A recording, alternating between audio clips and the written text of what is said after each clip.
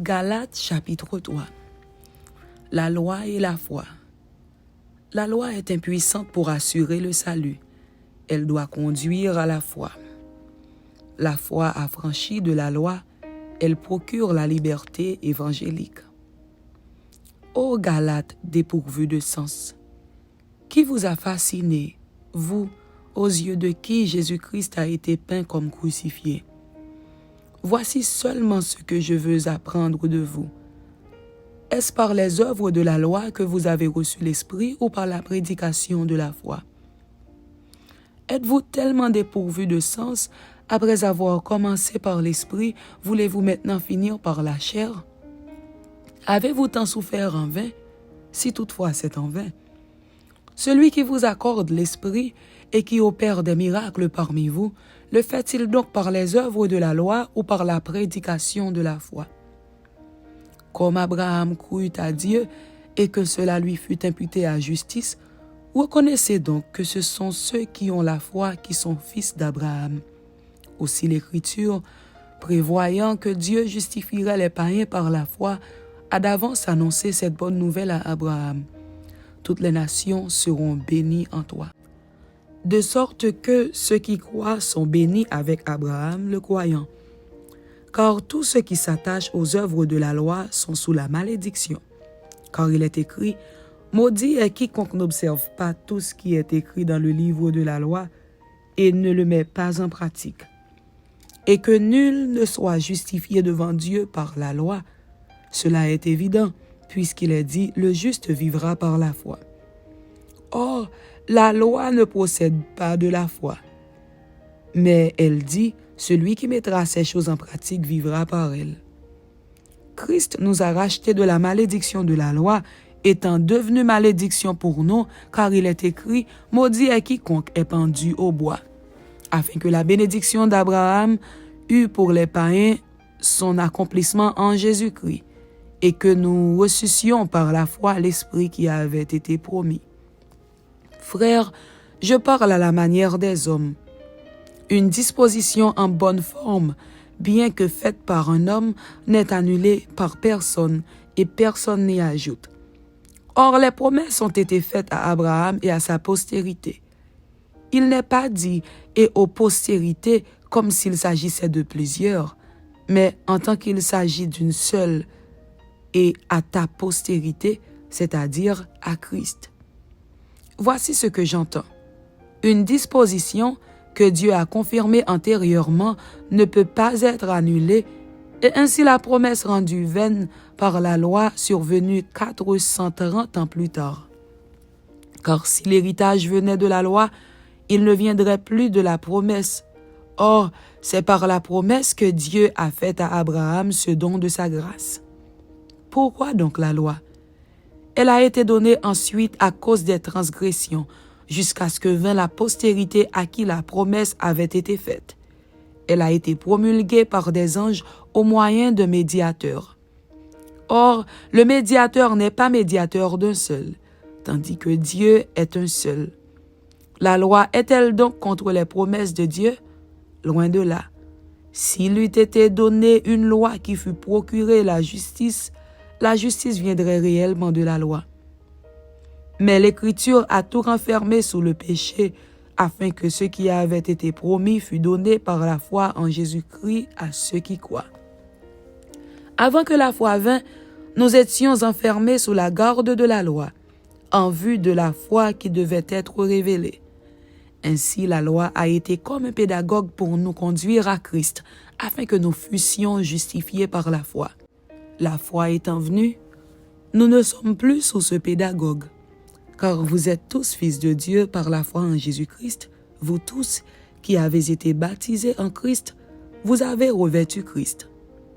Il n'y a plus ni juif ni grec, il n'y a plus ni esclave ni libre, il n'y a plus ni homme ni femme, car tous vous êtes un en Jésus-Christ.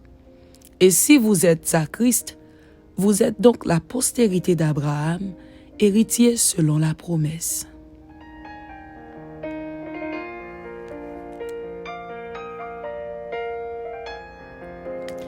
Galates chapitre 4. Or, Aussi longtemps que l'héritier est enfant, je dis qu'il ne diffère en rien d'un esclave, quoiqu'il soit le maître de tout. Mais il est sous des tuteurs et des administrateurs jusqu'au temps marqué par le Père. Nous aussi, de la même manière, lorsque nous étions enfants, nous étions sous l'esclavage des rudiments du monde.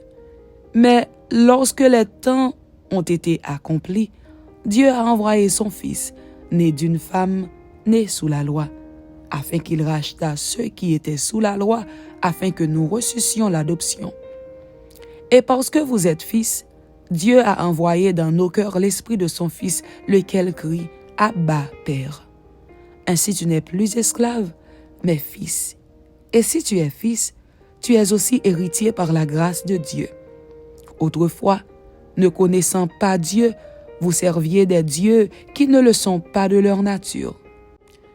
Mais à présent que vous avez connu Dieu, ou plutôt que vous avez été connus de Dieu, comment retournez-vous à ces faibles et pauvres rudiments auxquels de nouveau vous voulez vous asservir encore? Vous observez les jours, les mois, les temps et les années.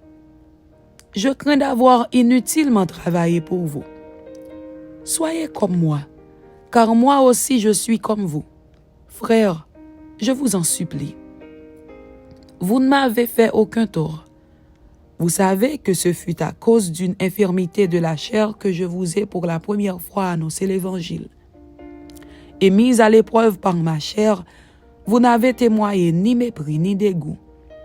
Vous m'avez au contraire reçu comme un ange de Dieu, comme Jésus-Christ.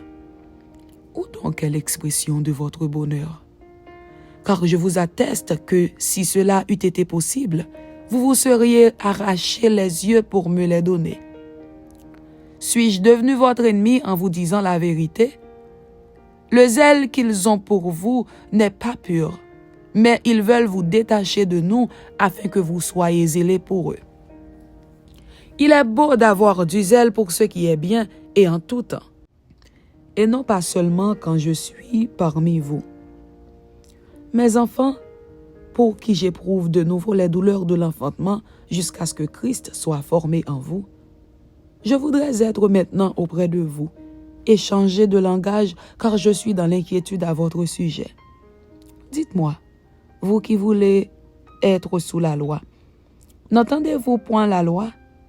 Car il est écrit qu'Abraham eut 2 fils, un de la femme esclave et un de la femme libre. Mais celui de l'esclave naquit selon la chair, et celui de la femme libre naquit en vertu de la promesse. Ces choses sont allégoriques, car ces femmes sont 2 alliances. L'une du mont Sinaï, enfantant pour la servitude, c'est Agar. Car Agar, c'est le mont Sinaï en Arabie, et elle correspond à la Jérusalem actuelle, qui est dans la servitude avec ses enfants. Mais la Jérusalem d'en haut est libre, c'est notre mère, car il est écrit « Réjouis-toi, stérile, toi qui n'enfantes point. Éclate et pousse des cris, toi qui n'as pas éprouvé les douleurs de l'enfantement.